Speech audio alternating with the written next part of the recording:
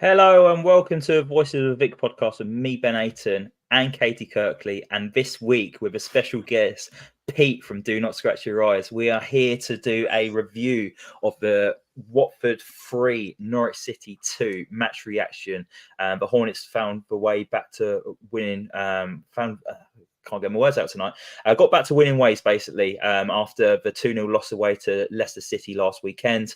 We're here to give a quick review of that show. But firstly, before I come to Caity, Pete, thank you very much for joining us tonight. This is your second appearance on the Voices of Vic. I think you was on a couple of seasons ago when we were in the Premier League. So it's great to get you back on. How are you doing, mate? Oh, well, first of all, thank you very much for having me. My pleasure to be here. Yeah, I think like most Watford fans after last night, I kind of woke up and it was like, that was good. That was good. It showed a bit of character and we were quite happy about that. So no, mate, I'm very well. Thank you very much. And thanks for having me. Good stuff, brilliant. Also, quick mention as well that fantastic work that Pete's doing with Do Not Scratch Your Eyes, along with Justin and Cole as well. If you're not aware of Do Not Scratch Your Eyes, you must be living under a rock. So go over to their Twitter page, check out their Twitter Spaces, and check out all their content. Fantastic stuff from the boys who just narrowly missed out at the FCAs the other week in Liverpool. And I also said that I'm joined by Caity as well. Caity's doing back-to-back podcasts as well. Caity, firstly, thank you for helping me and Mike out the other week. Me and Mike were both unavailable to do a review of the Leicester City game. So you and Joe took the reins for it. So thank you very much for that. How are you doing? Yeah, no, I'm good. It's very nice to have lots of football straight after the other. Keeps the weeks full of entertainment. And obviously, like Peter was very happy after the win yesterday. So had a nice day today just thinking about that. Yeah, it's always nice after a Watford victory, isn't it? And especially after the way we did it. We'll jump straight into it. Oh, and we've got a couple of people watching already. So thank you for watching tonight. If you want to get involved in the comment section as well, we'll read out your comments during the show. Jess says hello all. And she says, oh, that's Pete from Do Not Scratch Your Eyes. Yes, it is. Your eyes are not deceiving you. It is Pete from Do Not Scratch Your Eyes. So he is here with us tonight. So get your questions in below if you want to get involved in tonight's show. But yeah, we'll start where we normally do first, and it would be the team news for Watford. So Watford made 2 changes to the team that lost 2-0 away to Leicester City at the weekend. Out went Daniel Batman, obviously, after picking up 2 yellow cards, and he had a 1-game suspension, so he came out the side. And also Tom Ince came out of the side, and in came Ismail Kone. Caity, what was your initial thoughts on the starting lineup? I was happy. I think also Asprilla came in as well. But I was happy that those changes were made. Obviously, the Backman one was pretty much like can not do that. But yeah, I was happy to see Kone come in, and oh my god, what a game he had! I thought he was really promising at Leicester, and I literally said in the Leicester review that I really wanted to see him start because I thought that he brought a lot of energy, and that he did do. And yeah, I thought he was excellent. Same with Asprilla, I thought he was excellent as well, really driving forward. So yeah, I was happy with the team.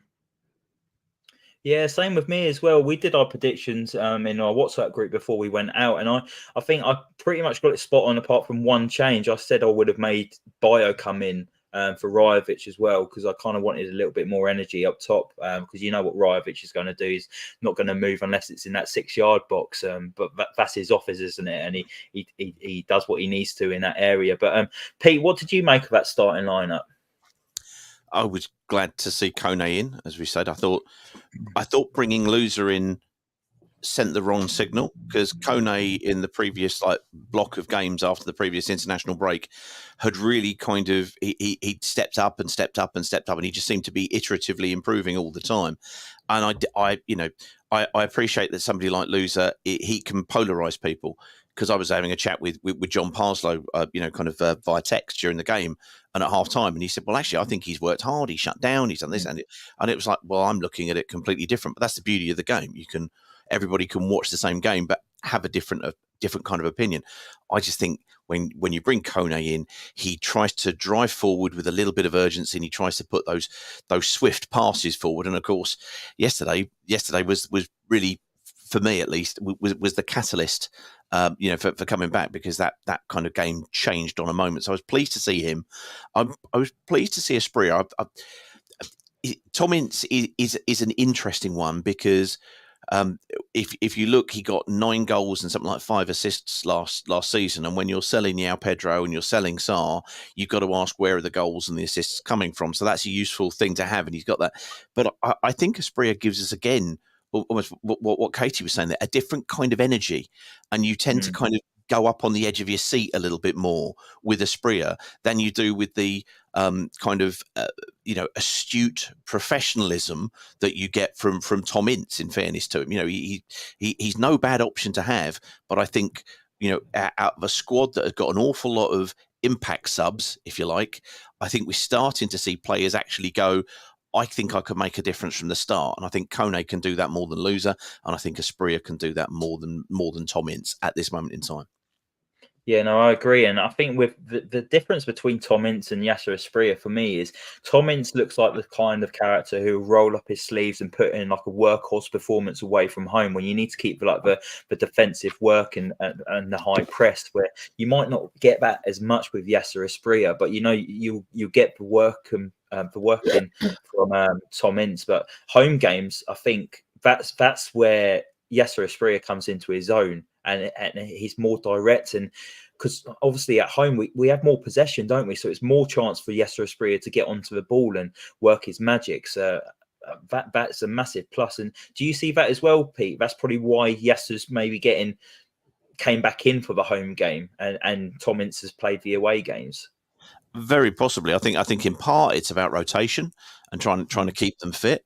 Actually, in fairness, whilst I thought Ince was personally, I thought he was quiet, but you would have that at Leicester. He still created that chance for Rivic that went on his right and kind of went away, and he by putting in a different kind of cross, the same kind of thing he did at Coventry for Rivic's first goal, when he kind of actually puts it on his right. And we all know that's not his preference, but he's confident and competent enough to do that. So I think he's doing that. But I just think perhaps with Asprilla, he's got the crowd, they'll back him at home a little bit more. And he kind of maybe feeds off of that a little bit. And they're two different kind of players, because Asprilla is a little bit more. He's a bit tidy, but his real moments come in moments. The goal was a great example. Where he does something out of the ordinary, whereas Tom Ince can go for 90 minutes and just, as you say, just do the professional, solid, self-sacrificing thing. And I think last night we ended up seeing Ishmael not make substitutes until really, really late, because actually he kind of had the confidence in the players who were on the pitch to try to make the difference and get across the line, which of course in the end they did, which is great. Yeah, no, definitely. And some more comments floating through as well. Alan Leffwell, contributor to Do Not Scratch Your Eyes Twitter Spaces, Evening all still buzzing about the performance and the manner of the victory last night. Also says it's also nice to be listening to Pete and not hammering it up the M1. And hello to fellow Leicester resident Caity. Mike says Asprilla for me, not someone who should be playing from the start for me. Asprilla comes on to get bums off seats.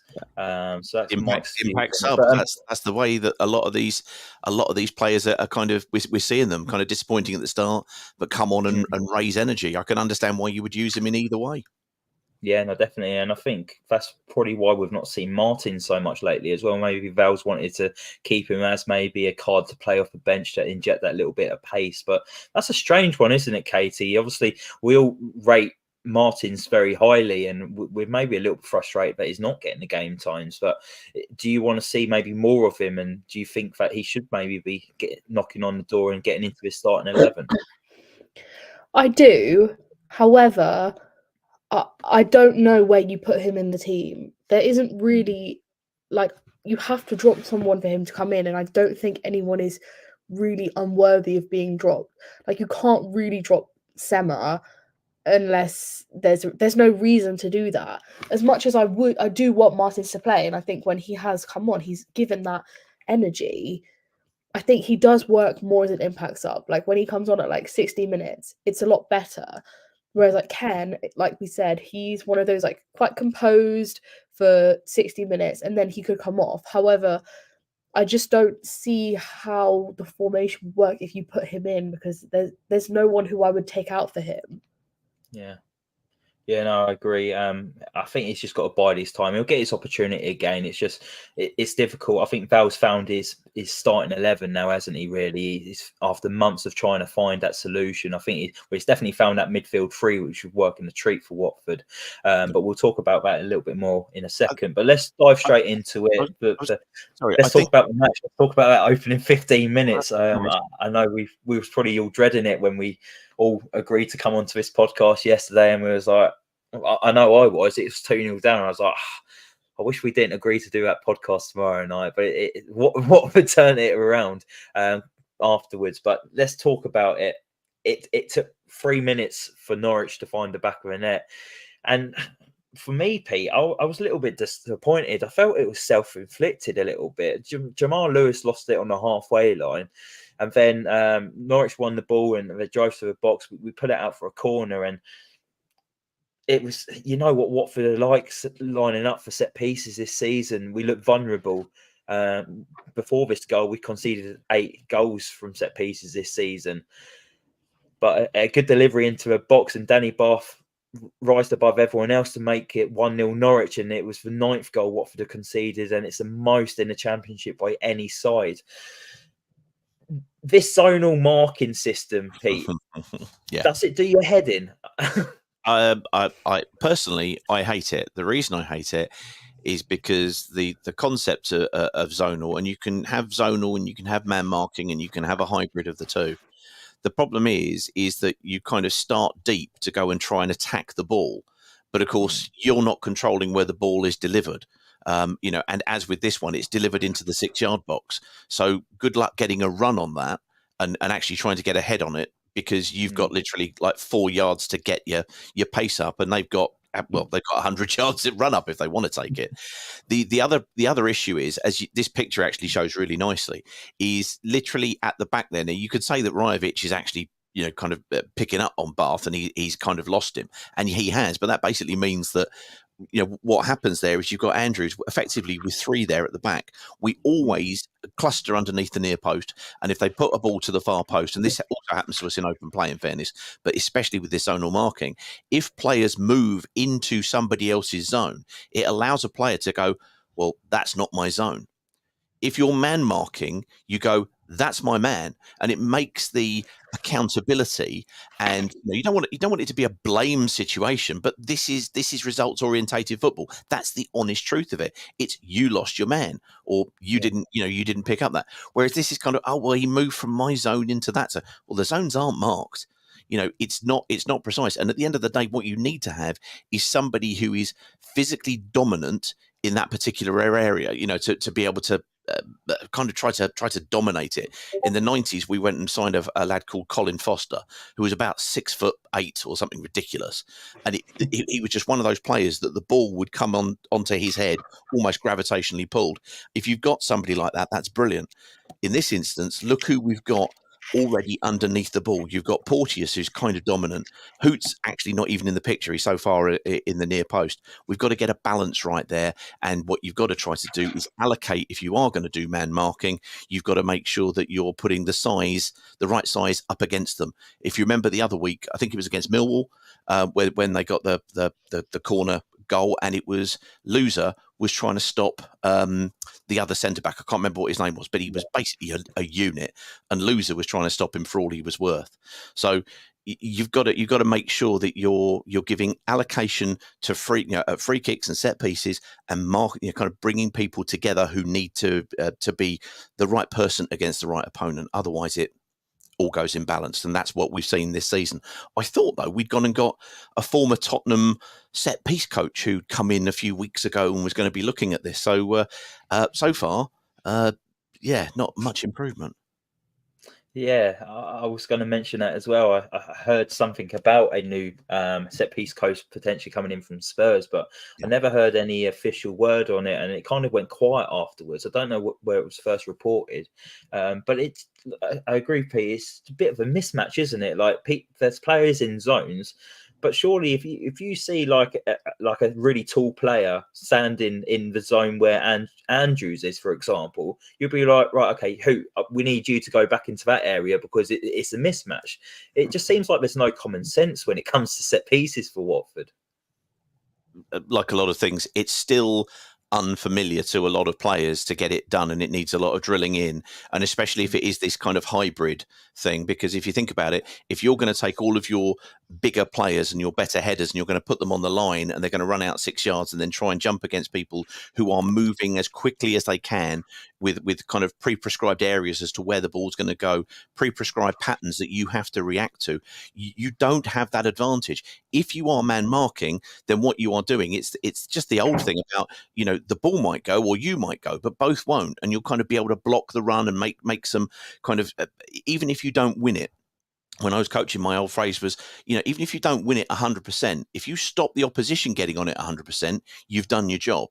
So you don't have to necessarily win the header, but providing your body shape and your body position and your strength with him is stopping him winning at 100%. It can make a huge difference to the quality of the header that they can get in, and that happens all over the pitch.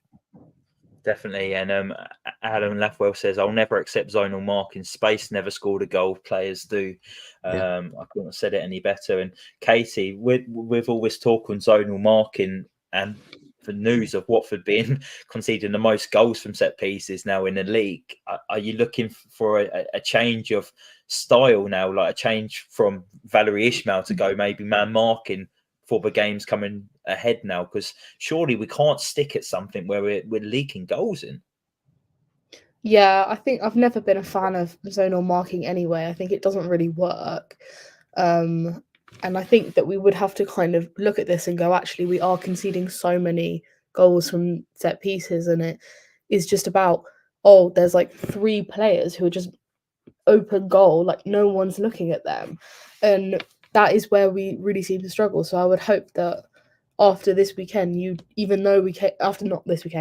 yesterday, you would still come out of that and be like, okay, what can we work on? Even though we won, where were the issues? And it was in the set pieces and this zonal marking that isn't really working. Yeah, well, it didn't get any better for Watford. Roll on 9 minutes, and Norwich had a second goal. I'm probably going to butcher his name. Is it Juan Hu Joe? He, looking at this picture, looked like he had the freedom of Vicarage Road. And watching it, when he pulled his right foot back to hit this ball, I was thinking, what on earth are you attempting this shot from the distance here? But obviously he knew better than me. But again, Pete, I think it's another avoidable goal from Watford. Ryan Porteous plays a really loose ball into midfield trying to find Jake Livermore. It was Waywoods, and then Norwich quickly spun it to Juan, and then he just released this fierce shot from 35 yards, and it kind of went straight at Ben Hamer, but I don't know whether the ball moved and that's unsighted him, and that's why it beat him. But where do you put maybe the blame down for this goal for Watford? Well, I mean, obviously we're all happy and pleased that the game finished as it was, but I think everybody at 8:20 yesterday was going, kind of hanging their head. And as you said earlier on, oh my God, we've got a podcast to do. On the Twitter Spaces, on the phone in that we did afterwards, Terry came on and said that his son had described it as a knuckleball, and it's almost where you hit the ball on the air valve. It's an old set piece kind of thing where, because you're hitting it, the flight of the ball may be kind of a little bit inconsistent, or at least it flew that way, because I'm sitting in the family stand, so I'm down the far end from it, but it certainly looked to be moving, in the flight of the ball as it was going. I think Hamer,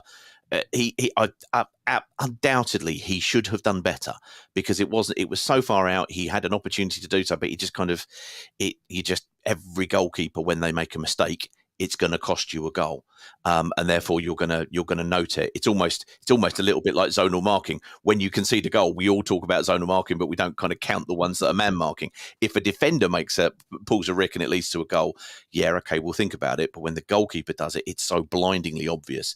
And this one, I think he could have done better, but I think he got some movement on the ball, and it may well have involved the actual kind of the valve needle kind of being struck pretty pure. It was a great strike from the lad, and he was causing us no end of problems because he was pacey, and when he went off, that helped a great deal indeed. Yeah, no, definitely did. He actually injured himself off the back of that strike as well. He ended up going off minutes later, didn't he? Which probably played into Watford's hands a little bit, because he did look like a handful player when he was on the pitch. But Caity, what were you thinking at 8 last night when it was 2-0? It was probably the worst Watford opening performance I've seen for. Well, it's been bad for about 2-3 seasons, but it's up there with those performances 2-3 seasons ago, wasn't it? Yeah, I was ready to turn it off. Like, I was like, oh, I'll give it a few more minutes and I'll turn this off, because the Bake Off final was on as well. So I was watching the Bake Off no, final not and watching had with that Bake on a Off, lot. was it? So I was like, okay, well, I'm gonna watch Bake Off. I'm not watching this. Like, we're rubbish. And then I was like, I'll give it like 10 more minutes, or I'll watch till halftime and then I'll turn it off. And then obviously when we went and scored, I was like, okay, I'll carry on. But yeah, I was very disappointed with the performance and with just scoring them scoring so early on, and especially because the goals were just disappointing from the team. Like, the first goal was some of the worst defending I've ever seen. Again, like Pete said, that Heyman really should have done better for that goal. I think, it didn't, obviously, yeah, it's a tough one to save, but I really didn't look like he probably could have got a little bit more just to tip it over. It kind of only went in just, and I just thought, he had a lot of time. But yeah, I was not happy at 20 minutes. I was texting my dad and he was trying to get the Sky Sports app to work or something. And he was like, oh, I can't even get it to work. I was like, don't bother. Don't bother. I mean, it was at that point, we were the general passing, which, as you said, kind of in the build up to that, we were giving it away left, right, and centre. And there came a couple of moments which were I mean, obviously the goal is a catalyst, the Kone goal, which we'll get onto. But there were a couple of moments, and one of them was KMB had the ball and he tried to pass it and missed his player by about 15 yards. And it was the first time, bearing in mind we were 2-0 down, when the crowd reacted and kind of went, no, come on, this is really, really isn't good enough. This isn't professional enough. And that was a catalyst in the negative. And then there was a crunching tackle from Jake Livermore. And it was like, it was kind of a little bit like, occasionally Deeney would do these and get sent off, if you remember, if anybody remembers Swansea once, I think it was, or Huddersfield, one of the two, but it's one of those, no, we're not just going to take this line down. We're going to kind of fight back.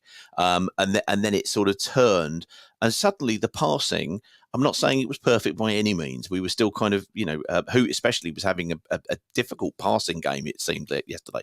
But suddenly things started to click. But for that first, 12, 13, 14, 15 minutes, it was as bad as we have seen for a very, very long time. But those moments, though, those crunching tackles, or even a reaction to go, no, this isn't good enough, Edo. You can do better than that. If we see some character from the players actually reacting, as we end up doing, well, that's no bad thing. Yeah, we struggled to get onto the ball. We couldn't put 2-3 passes together, and then I've just had a look. It was 18 minutes when Jake Livermore picked up that yellow card, but that was the switch then, wasn't it? That was when, okay, boys, enough's enough. We're getting bullied here. Let's just put something on them a little bit and show the fans that we're up for a fight. And Jake Livermore pulled up his sleeves, and then it was 29 minutes on the clock, and Watford actually had their first shot on target. It was Lewis had an effort from outside the box. And the goalkeeper long parried it, and Kone was quick to follow it up, but unfortunate for him, his rebound was saved by the keeper. But it didn't take too much longer for Kone to get his first goal for Watford. In fact, it was a couple of minutes. And Pete, I've spoken about Kone a few times on the podcast, and I feel like his performances of late have been getting better and better, and I'm pulling it down to all the consistency of playing week in, week out now. We all know that he missed the Huddersfield game due to lateness, and he'll be kicking himself about, because he really got into the team and was showing in Ranluza how to actually do like a full performance. But yesterday again, Kone was outstanding, wasn't he, Pete? And he took his goal so well. Yeah, I mean, I think we forget, this is a young man, who switched continents. He's still only about 18 months into his professional career, and having worked with kind of development areas and younger players, sometimes the last thing you end up seeing is consistency. because you'll see it in fits and starts, but trying to keep it against different opposition and repeating it day in, day out is difficult. But he's absolutely what you said there. He's just stepping and stepping and stepping. And we saw such an improvement through that last block between the international breaks there that it was really something.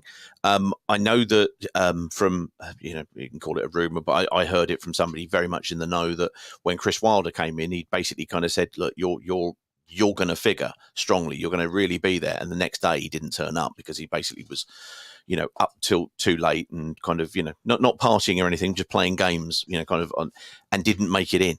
And that speaks to the culture that has been there. And he's done it again this season. But this time we've got a manager who is at least being invested in by the club, i.e. at least being kept on. And he looks like exactly that he is turning it around and doing it on the pitch, because that's where it matters. If you do it on the grass, in many ways, it doesn't really matter what you do elsewhere because people will keep you there.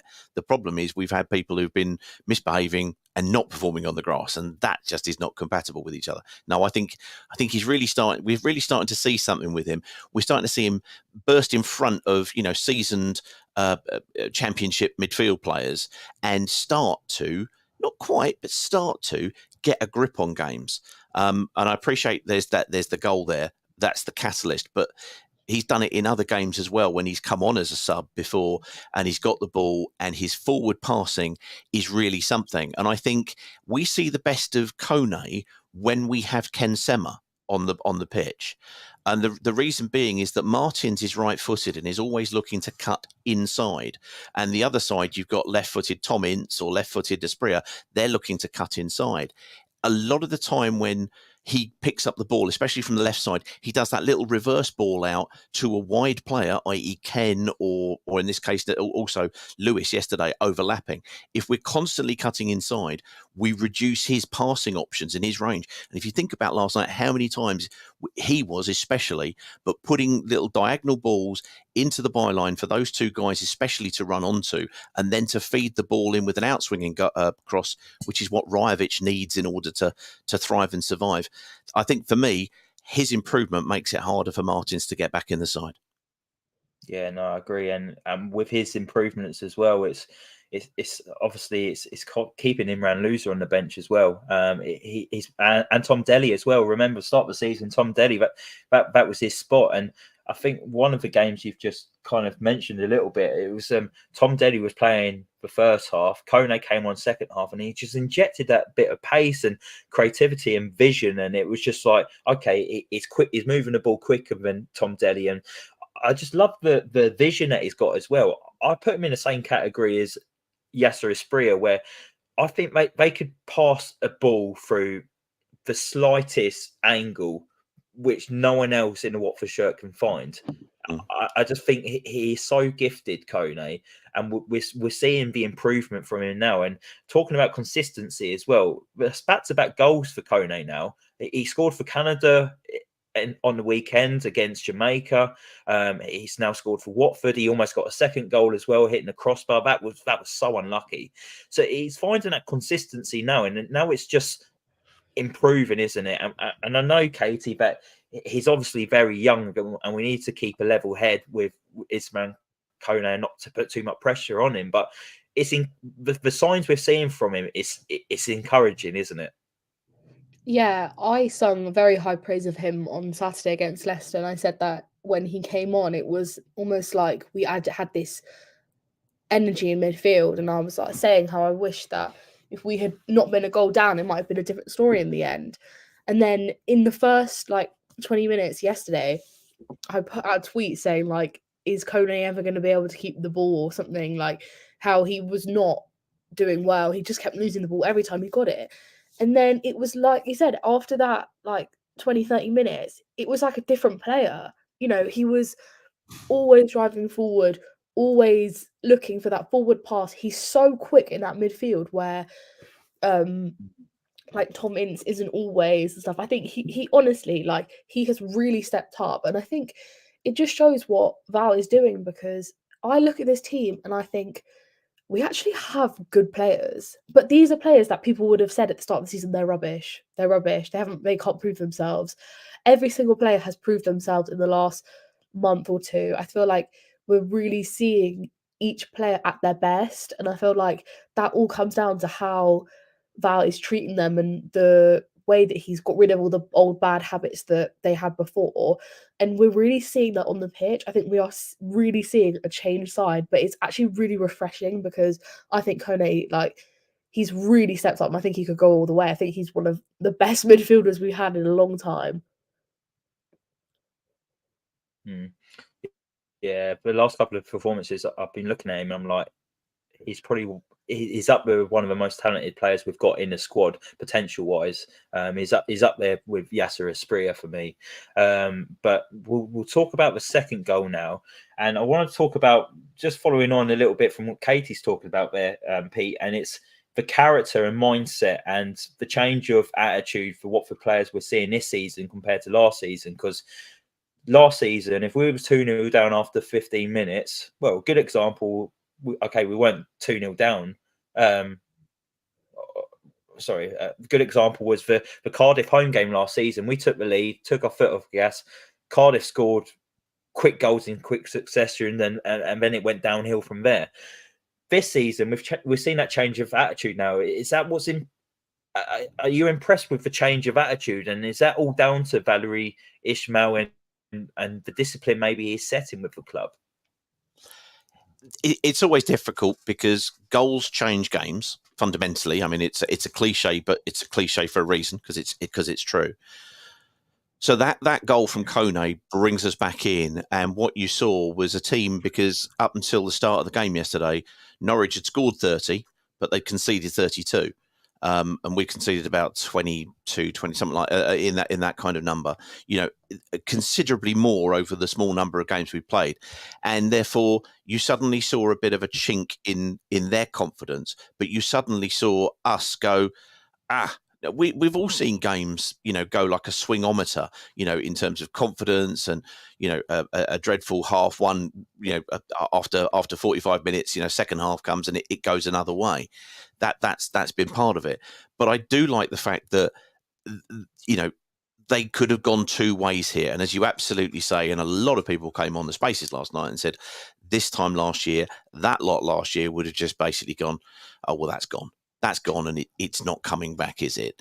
And I don't mean to just talk about money, but what we've got here is a far less expensively assembled or less expensive wage bill, and they're actually turning it round. I think what we've also done is bring the average age down.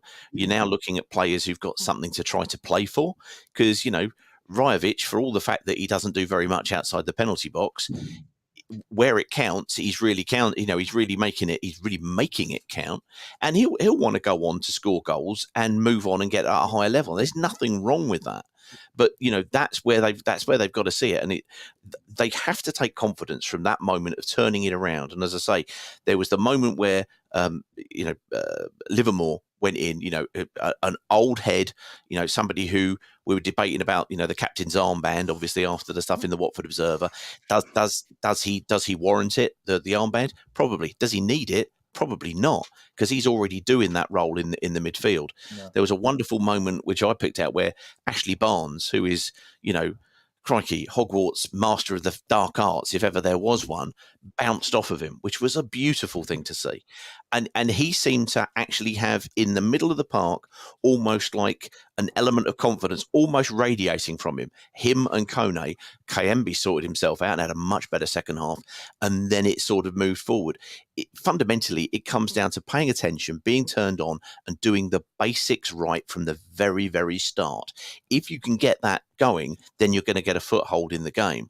But what this young man here does is he gives us a chance if we can put a decent delivery into the box. And this is, again, why it's going to be harder for young Martins to get back in, because, again, you've got to deliver a ball that is outswinging from the goalkeeper rather than swinging into him, which Martins is going to do. Martins isn't going to get to the byline and then use his left. In this particular instance, it was Sema and it was Lewis, and it's an outswinging goal, cross. And we've seen how effective he can be in just getting there, just in front of the centre back. So with that, that's why Martins is going to find it very hard, or he has to go and switch wing and look for an opportunity to kind of go, right, I'm going to try and be an orthodox winger as well. So a great level of change in confidence or determination when they were down. I think, as I say, that ball out from Ed Ekembe and everybody going, no, this is no good, boo. They needed that. They needed that rocket at that moment. And the team from last season would have wilted and just gone, oh, well, it's another one, and I'm not connected to this, and I'm going to be going back on loan, to my parent club or what have you. This lot didn't. Fair play to them. Yeah, no, it does look like we've got a bunch of players that actually care now, and obviously they care for themselves and they care about the football club. Like you've just mentioned, Rajvic is probably here. He wants to do well for a club, but he also wants to try and get himself like to the biggest stage possible in his footballing career, and that's what we want. We want hungry players, and to be able to play to his strengths now as well, by playing those outswinging balls into the box, like coming from the left hand side from Lewis and Semmer, instead of cutting in on the right foot and swinging it in. So he can't attack the ball that way, but with an outswinging ball he can attack it, and he showed yesterday, and he's so deadly in that 6-yard box, isn't it, Caity? And I know he rubs up fans the wrong way, because maybe we want to see a bit more from our centre forward, maybe be a bit more physical, bully the central defenders, link up play, press the goalkeeper maybe a little bit more. But at the end of the day, he's the number 9 striker, and he's got 7 goals this season, and he cost 1.3 million. He's not doing too bad, is he? No, every game I literally say, like, he's so bad, he's so bad. After the Leicester game, I was again saying, like, he was so disappointing. Like, he shouldn't play. I thought that Bayer should have started, because I was thinking, oh my God, like, if he played like Leicester, he's just awful.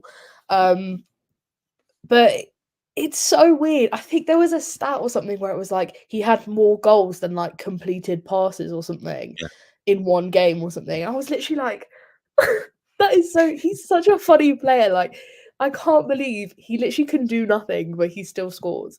But fair enough. Like, if you're going to score a goal, you can be in the team. Like, you don't have to do anything else, and that's what he does do. And out of all the chances that come in, all it takes is just one, and he will get on the end of it. And we've seen that happen so many times. And he as much as doesn't really do a lot, he is quite key to this team. And we've seen it when it works, and it does work. Him and Ken, that link up, it's really something special. No, it really is, and I'm starting to like him more, because I know what he brings to his team. We just need to play to his strengths, but he seems like a great guy off the pitch as well. There's been a couple of interviews with Watford on YouTube lately as well, and he did an interview last week, and he comes across really well, and he's got like a really good like smile on his face as well. Like he's really happy to be here, because obviously he was playing like the 3rd tier in Sweden a couple of seasons ago. So to be playing in the Championship, like one of the biggest leagues in the world, it's a big step up for him, and he's from a new country, and he's going to take time to adapt. And if he's still adapting, he's got 7 goals, and I can't wait for him to be fully adapted.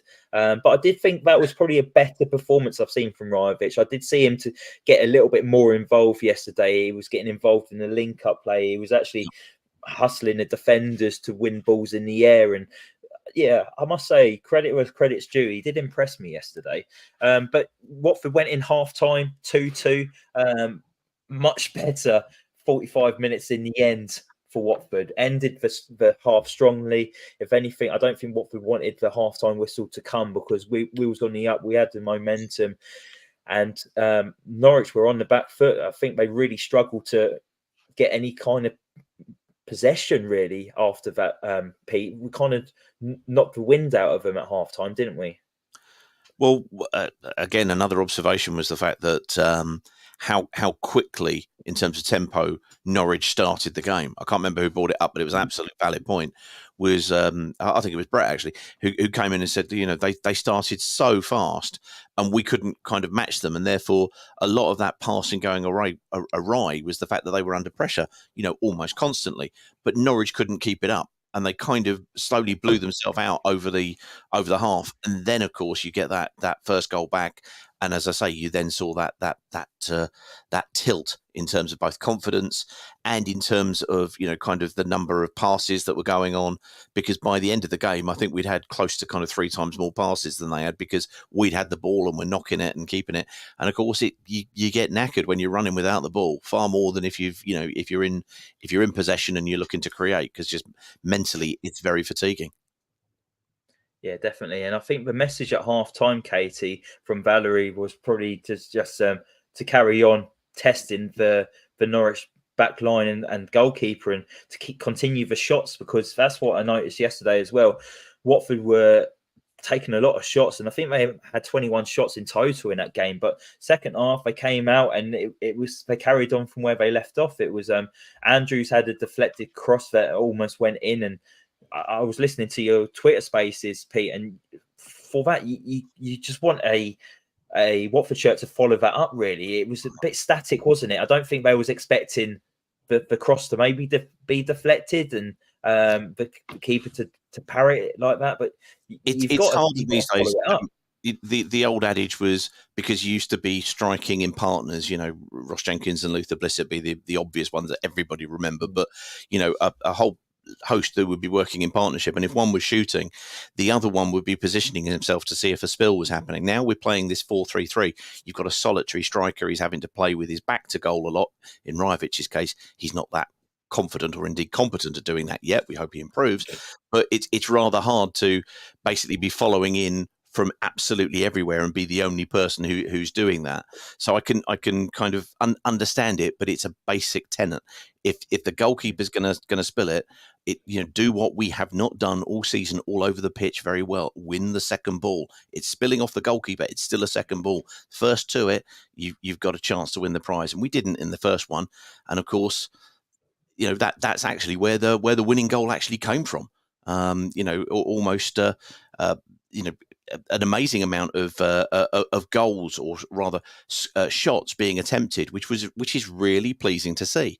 And if you are going to try that, then somebody has to be following up, and then the number 8s or the far-sided winger has to be prepared to kind of make that work. Unfortunately for us, somebody did. Yeah, no, definitely.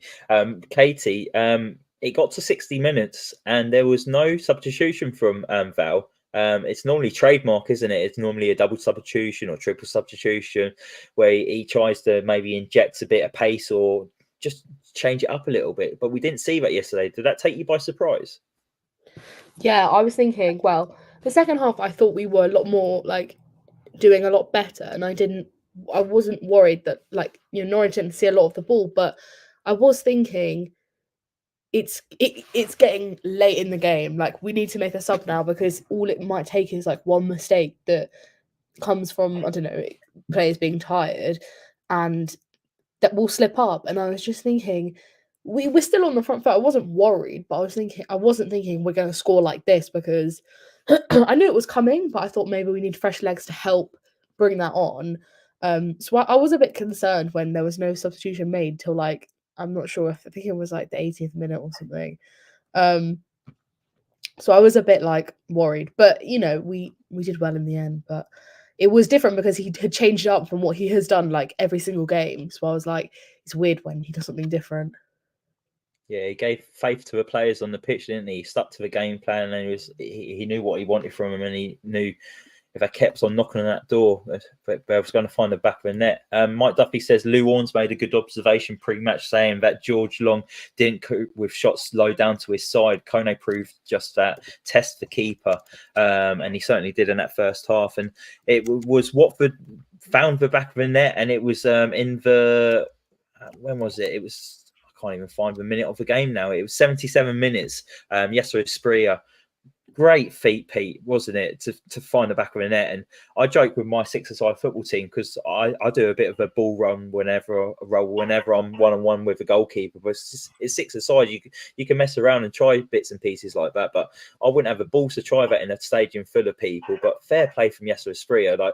Anyone else, if that falls to, they'll just have a shot on target to try and beat the keeper. But to have the balls to take it round the keeper and find the back of the net is just sublime. How impressed was you with Yasser's technique there and the ability to do what he did? in and of that moment, I mean, it was exceptional. It was excellent. But I think, you know, kind of almost reversing back a little bit, you know, Hoot taking that shot. And again, it comes back to what Luke has said there, which is he struggled. He kind of spilt it again, and it spilled out. He got onto it, had the calmness and the reassurance, and it's where we come back to players like Asprilla or like Sarr being players of moments. You're not necessarily going to see them involved 90 minutes of the game doing the hard work, but at the cutting edge, that's where they might actually kind of show the difference. And bearing in mind that, you know, the game, you know, had that moment not happened, we would be having a very different discussion. And you look at the passing and the stats and the possession, and you go, no, that win was warranted. It absolutely was deserved, and it was. But you still need somebody to be able to buy a ticket and win the raffle. And, you know, the lad did that. And at such a young age, again, I keep coming back to going, oh, wow, they're in a foreign country. I mean, a lot of it, you know, footballers are. But for him to do that at his age, show that kind of calm assurance, he's always had the technique. We've seen that there. But he's also starting to do he seems to have gone on the Yasser Asprilla diet a little bit. On the João Pedro diet a bit. He just seems to be getting a core level of strength now. He's kind of maybe developing into slightly more of a man's body rather than, you know, he was incredibly young and slight. But 2 years in the Championship will toughen you up, and it looks like it might be starting to do him some good. And he's coming out the other end. But no, what a talent! We'll just see one, how long we keep him, and secondly, exactly how much he can do along the way. Fingers crossed. Yeah, definitely. And you can see in this photo here, you can see that he looks like he's bulked up a tiny bit, hasn't he? So he has gone on that João Pedro diet. He's not looking like actually young on his debut for Watford, whether the shirt wouldn't fit him. So yeah, you can definitely see that. And it's great to see the rewards for Yasser as well, Caity. That was his third goal of the season for Watford as well. So he is contributing it with goals now. But this is what we're seeing again from youngsters getting consistency of playing regularly, and we're seeing the rewards with Yasser, aren't we? Honestly, like, you can't hate him. Like, he's just so cute. Like, honestly, I just love him. Like, I literally just love him, and I feel like it is so rewarding what he does on the pitch. And every time I watch the highlights back and the goal, it actually just looks better and better every time because it's so quick. The thinking that he does with it, he is so quick, and it's just like he's just a little dancer. The way he does it, and the way, like, you can even see in the picture, Porteous is literally screaming for the ball, but he doesn't, you know. And if he had missed, okay, different story, but he doesn't. And I think it is such a good goal, so composed, and yeah, it is again showing how much talent he has. And in the last few games, we've seen how much talent he has. He's great, and I hope that we are able to keep him. Yeah, there might be a few Premier League sides watching in the wings, keeping their tabs on him. And look, we know Watford's a selling club, don't we, Pete? We know we're not going to keep on the Yasser Asprilla for the rest of his career. Obviously, there's going to be bigger sides looking at him, but it's a message just to enjoy him whilst you've got him, and just enjoy him. Well, I think you have to, and I've called him the Poundland Foden before because he operates in a similar kind of areas. He's got similar capabilities, not quite at the same level. I'm not saying that at all, but we haven't paid what you'd have to pay for Phil Foden. But he does the same role. He can do it, and he can do it. He probably can do that at the Premier League level at some stage in the very near future, I would suggest. Now, yeah, we are a selling club. You know, nobody in Colombia ever, you know, kind of grew up dreaming of playing at Vicarage Road. It would have been where, who, what, how, but because of whatever people think of the Pozzo, some of the players that we've seen gracing Vicarage Road over the last 11 years, and I'm not a complete fan of the Pozzos, by the way, here at all, but has been quite sublime and something that we would have never have seen before. And it's, you know, even now when we are toughing it out, shall we say, with a reduced budget, to still have an Asprilla coming in, to still see actually a Kone coming in and developing. Yes, we're buying them younger. Yes, we're buying them less expensively. And yes, it might take them longer to make an impact than a Richarlison, for example. But look at João Pedro. You buy him, you bring him in and kind of develop him and give him enough game time to be able to improve. Hopefully we could give Asprilla better coaching than we gave João Pedro because he had 101 different managers. Then they will go on to sell and move and help develop, hopefully the next tranche of players that we bring in. And yes, okay, we are a conveyor belt of sorts, but there's been lots of clubs like that. Ajax are a selling club. They do exactly the same thing. They go and bring in young players. They develop through their academy and through bringing players in now from abroad. They used to just restrict it to an 80 kilometre area around Amsterdam, which was just ludicrous, and they still produced world beaters. And then when they went on, the next lot bought in, because you have to realise that there's a commercial imperative as well. I think we can have our cake and literally eat it in this instance. And seeing some of these players coming on and going through, it happened before the Pozzos. Ashley Young, everybody, I mean, he's got sold to basically keep the club moving, or to keep the club living at one stage. And the more of those we have, the better. We can just enjoy them while they're here, and hopefully more of this lad, and hope he gets better, and that we get and we decide to sell at the right time, rather than we did with people like Sarr and Doucouré, where we stopped kind of rolling them over, and bringing in yet more kind of fresh faces. I think you can do both, and you can do it both to bring the club up into the Premiership. We've done it before, and then hopefully everything kind of just improves again iteratively. But it's going to be a long time to see that, and we're going to have to see what happens with our owners. So there we go. But yeah, Asprilla, good young lad. Yeah, hopefully we see some more great moments from Jesper for the rest of the season. I'm sure we will. He's so talented, and we've seen great moments from him this season already. But Caity, it finished Watford 3, Norwich City 2. Watford won for the first time from coming from 2-0 down in the league since September 2016. That was West Ham 2, Watford 4. Obviously, people have pointed out that Watford actually did turn around a 2-0 result before, and it was in the FA Cup semi-final to Wolves when we went on to win 3-2. I know a lot of people was getting back to our tweet last night saying, have you forgot about the Wolves game? No, we didn't forget. We just forgot to put league game in the tweet. So thanks for pointing it out, everyone. But yeah, Caity, sum up that performance. It was a whirlwind game, wasn't it, really? It was a mixture of emotions. It was a typical game for a Watford fan, maybe.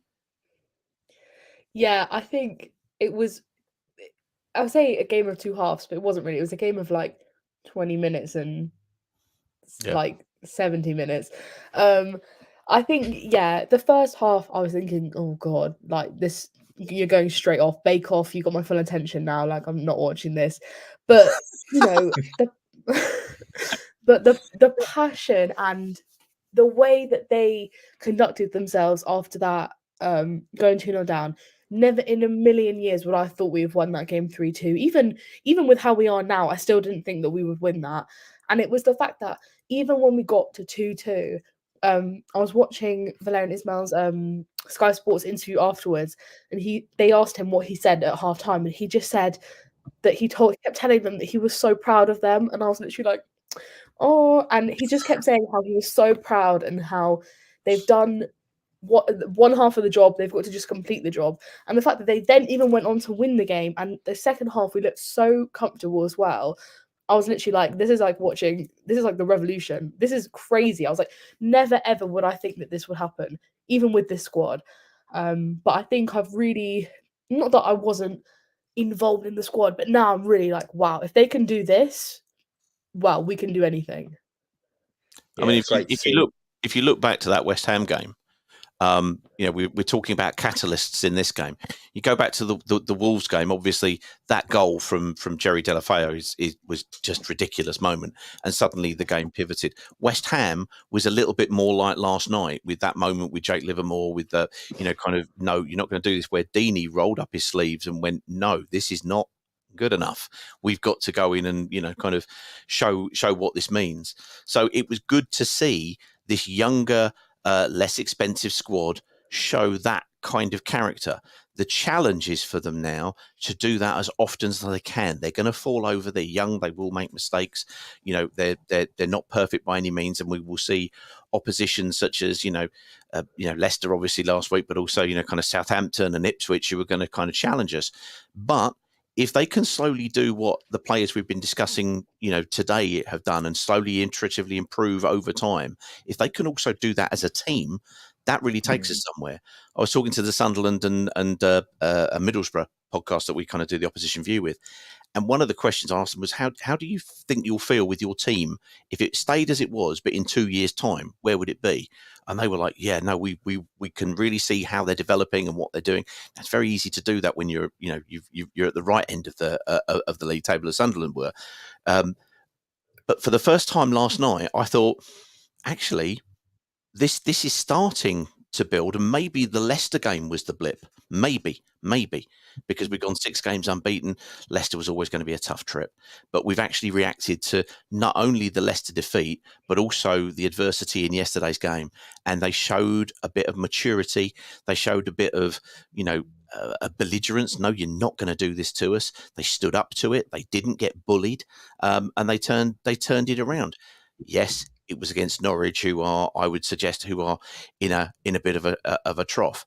So that means that their next challenge is to go and do it against as well as they can in performances against those other teams. Yeah, it seems with this team, I'm with you as well.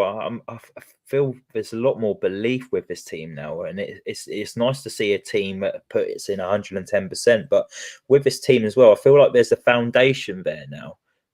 We've got key players in key areas of the pitch, and it just seems like it just needs tweaking a little bit, maybe in January, just adding players to this. Now Val's obviously got his system, but it's just improving the team. But I don't think it would need too much work to it, and also the team spirit as well. It's not the first time Watford came from behind to get points this season. We did it away to Cardiff. We was 1-0 down, came away with 1-1 draw. Okay, we know we all should have won that with Bios missing the first half, but they still came back to rescue a point. We did it with West Brom at home. We was 2-1 down at home, came back 2-2. And then last night as well was another great example, coming down from 2-0 to 3-2. So we've got that spirit and character. And I think if anything, it's got more fans on board, hasn't it, Caity, after seeing last night's performance, like seeing how Watford turned it around? Yeah, I mean, it's definitely made me feel, I felt overall, especially in the last few games, I felt strong about this side and happy and on board with this. And I do agree that in January there could be some tweaking, not too much though, because I feel like there is this dynamic and you don't want to just add people in for the sake of adding them. It works right now, and you don't want to add people who are gonna, rock the boat a bit, even if they have got, I don't know, better experience. You don't want to bring people in who have a bad attitude. Because I think that's where it all kind of lies to, because we've really struggled for the last few seasons. And I think it has come down to the attitude of the players. And only now we're really seeing a side where the players want to play for the club. They want to be there for the fans. They want to get the results. They want to prove everyone wrong. And I think that is what gets everyone behind. I remember saying at the end of last season how all I want to see is a team that tries, a team that cares, a team that wants to wear on the shirt and be proud. And that is what I'm seeing, and we're seeing week in, week out. It isn't, the fluke performance here and there is consistent. We are finally being consistent. Okay, yeah, the Leicester, whatever, is fine. It was Leicester. I think going forward, we've got some tough games. Hull is not going to be easy on Saturday, but if we can just keep going how we're doing, I don't really see why there's going to be any issues. Yeah, no, I agree. And you've mentioned it there. Hull City this weekend. Watford travel to Humberside this weekend. 3:00 kickoff at Hull. Watford obviously back to winning ways after the 2-0 defeat at Leicester. So it's a great reaction from the Hornets. But can they keep that going at Hull this weekend, Pete? It's going to be a difficult game. Liam Rossinia's got a really good tune out of him. He's recruited really well this summer as well. I like his recruitment. I think Philogene absolutely top class, and he's shunned for a poor Cardiff City side last season. You could see the talent in him. He's an England under-21 international. He scored and assisted pretty much every other game this season, if not every game. What are you expecting from this game this weekend? Well, again, we had a chat with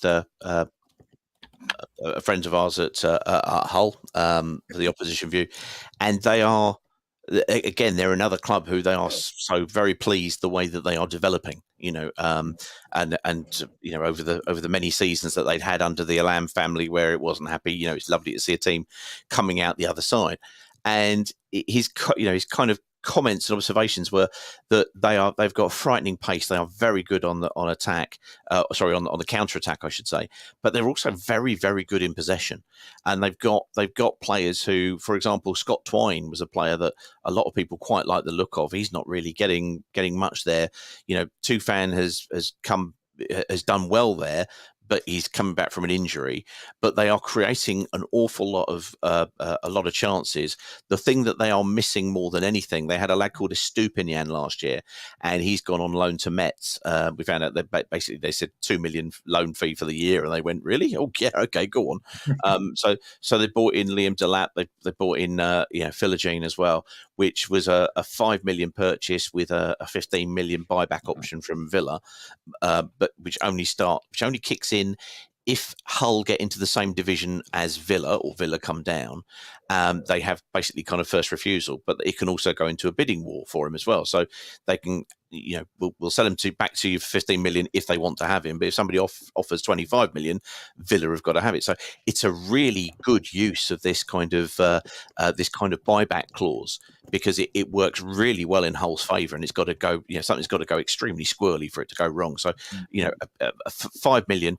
We know what we were spending last in the last window, and it was nothing like that kind of number. The honest truth of the thing, I'm sure we won't find out for a little while. We only found out about Ben Manga's spending the 3 million on Ferreira, so we didn't end up with last January. We didn't end up with Livermore, and we didn't end up with Jed Spence, and we didn't end up with another 2 Premier League loanees who were supposed to come in. How much of that I think is the narrative of the club, and how much is true? Well, you can be your own judge on that, but it shows that January isn't going to be easy. I would hope that anything that they do bring in, it has to be somebody who is going to step in and be. This sounds an obvious thing. They have to be considerably better than what we have in there at the moment. There is no point bringing in people who are going to be squad players, because we've got the squad players there are all much of a muchness. What we need is somebody who can turn out Jake Livermore style performances from last night on a kind of 3 out of 4 game basis rather than 1 in 6. Individually. I think we might be starting to get that with Jake. Hopefully, we will see. That would be great. But it needs to be somebody who can be a box to box midfield player, with both strength and some power and some physique to be able to get up and support the front, the forward. Could it be a Daryl DK style forward? Daryl DK was the forward that Valerian Ismail had at both Barnsley and at West Brom, who can play with his back to goal and can also turn and power in behind as well. Yet more competition, but somebody who offers you something different. That's fundamentally what we have to see. But as Caity said, what you don't want to have is something that's going to come in and be disruptive, and especially in terms of personality, we've had enough of that already. Let's get some consistency, some steadiness, and some organic, progressive growth. That's the most important thing in this particular team and that particular side. And obviously, we've seen the comments about Dan Backman. And his trying to removing the captaincy potentially from him, or at least examining that, because I don't think it's helping him very much. Kind of coming out that much. We may be looking at an alternative keeper at some stage in the near future, but to have some really good proper backup for him, perhaps we'll see, and a left-sided centre back maybe. Who knows? That'll be interesting. Yeah, it's Hull have definitely made the most out of their recruitment this year, haven't they? They've brought in some top draw players, and I know Watford are miles off from spending £5 million on a player like Philogene, but Hull are very lucky, especially bringing in Scott Twine as well on loan from Burnley, who can hit a dead ball, can't he? He can find the back of a net. But let's just we'll wrap it up in a second. Let's just get our score predictions quickly for our game at Hull this weekend. I'll come to you first, Caity. I know you're travelling up there as well, aren't you? So it's back-to-back away games for you as well. Are you travelling up with your dad? No, I'm dragging my boyfriend there. Ah, the Leicester fan. Yeah. Ah. Yeah, because I didn't want to go by myself. And Hull, well done. Fair play. He dragged you along. Was it Blackburn away for Leicester earlier in the season? No, I went to Swansea. I went to Swansea with him, and then we got stranded there because all the trains were cancelled, and we had to stay the night in Swansea. So he owes me a Watford away game. There's definitely better places to stay in the UK than Swansea. But yeah, I'm sure you had a good night. But yeah, score prediction for Hull on Saturday. I feel like if I say we're gonna win, we'll lose. Do reverse psychology then. I think maybe I think we could draw 1-1, or maybe we might win 1-0. But I don't know. It's gonna be tough, but I feel like we've got confidence going in. But so have they. Didn't they win 4-1? John Parslow says, "Don't get stuck in Hull, Caity." I've actually done a weekend in Hull as well. The nightlife's not too bad, to be fair, but yeah, I wouldn't recommend staying overnight there. Pete, what about you? What's your score prediction? A weekend in Hull, my lord, that sounds like a horror show waiting to happen. I think I'm gonna look back at that last block of games after the international break where we kind of drew 3-1-3. I think if we can come away with anything from Hull this weekend, I think it's got to be seen as a very big positive. So I'm gonna look at that, but I'm not looking at it as, oh well, it's we're not going to win. Hull has been for us traditionally a pretty difficult place to go and bring back 3 points. So I'm going to be hopeful. I'm going to go for a Desmond. I'm going to go for a 2-2. So you didn't go for 1-1. You can do a 1-1 on this podcast. No need for that. Not when there's a Desmond as an option open to me. We do love a Desmond. Mike says 1-1. Sorry, Pete. I know that's prediction is taken. I'll be dragging Beck to a New York bar to watch it. She doesn't know it yet, though.